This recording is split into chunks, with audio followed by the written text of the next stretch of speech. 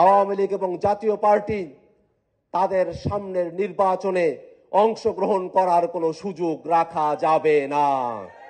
সেই ফেসিবাদের সব থেকে বড় সুবিধাভোগী এবং দোসর ছিল জাতীয় পার্টি।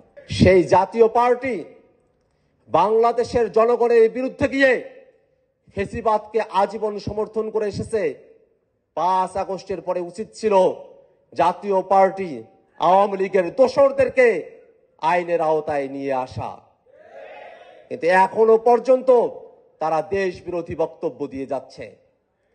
তারা আওয়ামী লীগকে বাংলাদেশে নির্বাচনে নিয়ে আসতে চায়, তারা শহীদদের রক্তের সঙ্গে গাদ্দারি করতে চায়, বাংলাদেশের বিপক্ষে তারা অবস্থান নিতে চায়। আমরা বাংলাদেশে ফেসিবাদ বিরোধী সকল রাজনৈতিক দল, বিএনপি, জামাত সহ সকল রাজনৈতিক দলের কাছে উদাত্ত আহ্বান রাখি, যদি কোনোভাবে আওয়ামী লীগ এবং জাতীয় পার্টি বাংলাদেশে পুনর্বাসিত হওয়ার সুযোগ পায়, বাংলাদেশকে তারা আর বাংলাদেশ রাখবে না, ভারতের করদ রাজ্যে তারা পরিণত করবে। ফেসিবাদ বিরোধী কাউকে তারা আস্ত রাখবে না।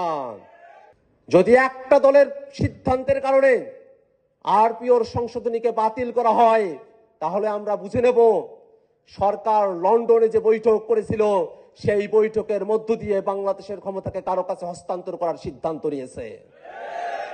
আমরা বাংলাদেশে আর কোনো পরিকল্পিত নির্বাচন, ডিজিফাইয়ের নির্বাচন, প্রি প্ল্যান্ড কোনো নির্বাচন, বিদেশের চাপিয়ে দেওয়া কোনো ফলাফল, সাজানো কোনো নির্বাচন বাংলাদেশে আমরা আর দেখতে চাই না। রাজনীতির জন্য সবথেকে গুরুত্বপূর্ণ অঞ্চল এবং ঢাকা জেলা এবং মহানগরকেই এনসিপির অভেদ্য দুর্গ হিসেবে গড়ে তুলতে হবে।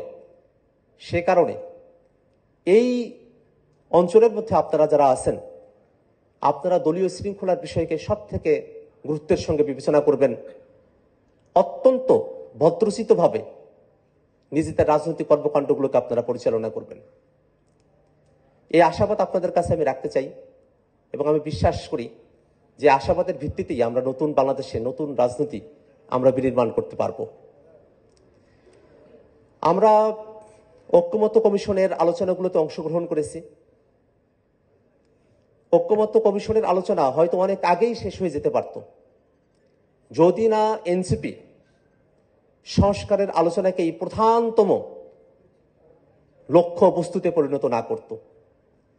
অনেকে অনেক আগে থেকেই বাংলাদেশে নির্বাচনের রাজনীতিকে প্রধান করতে চেয়েছিলেন। আজ থেকে আরো 3, 4, 5 মাস আগেই সাংবাদিকেরা আমাদেরকে এসে নির্বাচনী রাজনীতিতে আমাদের কি অবস্থা না অবস্থা সেগুলো তারা জিজ্ঞেস করতেন, প্রশ্ন করতেন। আমরা সাংবাদিকদেরকে বলতাম যে ভাই, এখনই যদি নির্বাচনের আলোচনাকেই প্রধান করা হয় তাহলে সংস্কারের আলোচনা তলানিতে পড়ে যাবে, বাংলাদেশের মানুষ সুন্দর একটা বাংলাদেশ পাবে না। আপনারা সাংবাদিক বন্ধুগণ, আপনারা সংস্কারের আলোচনাটাকে প্রধান করে জনগণের কাছে উপস্থাপন করুন, এটা আপনাদের কর্তব্যের জায়গা।